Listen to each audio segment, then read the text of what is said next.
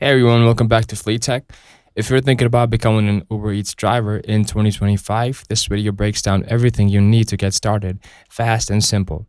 Let's start with the basics. To deliver with Uber Eats in 2025, you need to be at least 18 years old for bike delivery, 19 or older if you're using a car or a scooter, have a valid government-issued ID, and a smartphone with the Uber Driver app installed. For car delivery, your car usually needs to be model year 2004 or newer, depending on your city, have 2 or 4 doors, have a valid driver's license as well, insurance and registration. If you're using a bike or scooter, rules vary by city, but a helmet and safety gear are often required in every city, I would say. And Uber will run a background check through a third party. They're mainly checking your driver history and criminal record. As long as your record is clean in the, let's say, last 7 years, you're likely good to go. Signing up takes about 15 minutes. Just upload your documents, take a selfie for ID verification, and wait for Uber's approval, usually within a few days.